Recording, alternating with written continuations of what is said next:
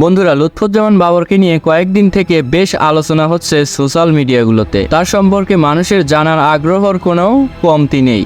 আমার আগের ভিডিওগুলোতে তাকে নিয়ে প্রচুর ভালো ভালো কমেন্টস এসেছে, তাই আজকের ভিডিওতে তাকে নিয়ে একটু ভিন্নভাবে আলোচনা করব এবং তার সাথে তারেক জিয়া আর মজলুম জননেতা মাওলানা ভাসানীর অসম্পূর্ণ ইচ্ছার ব্যাপারে আপনাদেরকে জানানোর চেষ্টা করব। তো চলুন জেনে নেই, মাওলানা ভাসানী কোন অখণ্ড বাংলার কথা বলেছিলেন, তারেক রহমান কেন বাংলাদেশের আয়তন বাড়াতে চেয়েছিলেন, লুৎফুজ্জামান বাবর কেন সেভেন সিস্টার্স দখল করতে চেয়েছিল। বন্ধুরা, তাদের তিনজনের মধ্যে একটা গোপন সাদৃশ্য বিদ্যমান ছিল। প্রথমেই মাওলানা ভাসানীর কথা। তিনি তার এক ভাষণে বলেছিলেন, আসাম আমার, পশ্চিমবঙ্গ আমার, ত্রিপুরাও আমার। এগুলো ভারতের কবল থেকে ফিরে না পাওয়া পর্যন্ত বাংলাদেশ স্বাধীনতা পাবে না এবং পূর্ণতা পাবে না বাংলাদেশের মানচিত্র। বাংলাদেশের সীমানা ভাগ করার প্রক্রিয়াটি ছিল বেশ বিতর্কিত। 1947-এর দিকে একজন ব্রিটিশ আইনজীবী, যার নাম ছিল রেডক্লিফ, তিনি ব্রিটিশ শাসিত ভারতকে ভাগ করার দায়িত্ব পেয়েছিলেন। তিনি ভারতীয়দের পরিকল্পনায় সীমান্ত নির্ধারণ করেছিলেন, আর এই সীমান্ত রেখা যে কতটা ভুলে জর্জরিত ছিল সেটা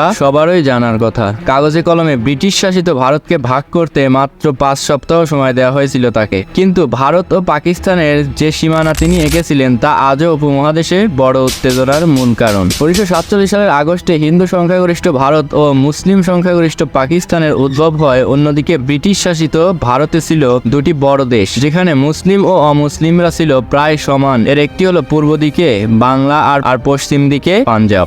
রেডক্লিফের দায়িত্ব ছিল এই দুটি প্রদেশের মধ্যে বিভক্তির লাইন টেনে দেওয়া, যা ছিল অত্যন্ত জটিল একটি কাজ। এই কাজটি করতে তাকে নির্ভর করতে হয়েছিল কিছু ভারতীয়দের ওপর, যার ফলে উত্তেজনা ছিল চরমে এবং রেডক্লিফ নিজেও জানতেন যে এটা কতটা ঝুঁকির কাজ ছিল। সীমানা ভাগের সময় লাখ লাখ মানুষ ব্যস্ত ছিল স্বাধীনতার আনন্দ উদযাপনে। তারা নিজেরাই জানতো না যে তারা ঠিক কোন দেশের অধিবাসী হতে যাচ্ছে, ভারত নাকি পাকিস্তান। 1,20,00,000 মানুষকে রেডক্লিফের আঁকা বিভক্তি লাইন অতিক্রম করতে হয়েছে। নিজের বসবাসের জন্য শুরু হয় ধর্মীয় সহিংসতা, আর তাতে প্রাণ হারাতে হয়েছিল কয়েক লক্ষ মানুষ। এটি ছিল একটি ভয়াবহ ট্র্যাজেডি, যা এখনো রক্তাক্ত করে চলেছে ভারত ও পাকিস্তানের মধ্যকার সম্পর্ককে। বাংলাদেশকেও একেবারে বাদ দেওয়া যাবে না। তবে রেডক্লিফ দেশভাগ শেষ করে ভারত ছাড়ার আগেই পুড়িয়ে ফেলেন তার সব নোট। তিনি বুঝতে পেরেছিলেন তার ভুল। তবে পুরস্কার স্বরূপ দেশে ফিরে তিনি ব্রিটিশ সরকারের কাছ থেকে নাইট উপাধি পেয়েছিলেন। তার মনে কোনো সন্দেহ ছিল না যে পাঞ্জাবি আর বাঙালিরা তার সম্পর্কে কি চিন্তা করবে বা তাকে কিভাবে মূল্যায়ন করবে। তিনি নিজেই বলেছেন, অন্তত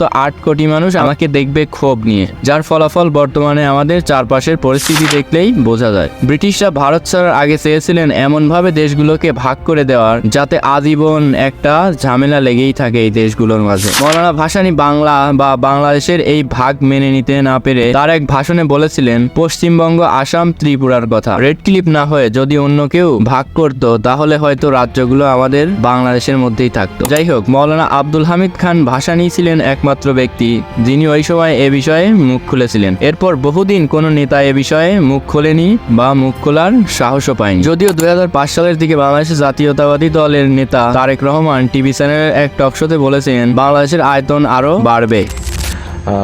কিভাবে বাংলাদেশের পরিধি আমি বাড়াবো, সীমানাকে আমি বাড়াবো, this is a priority to me.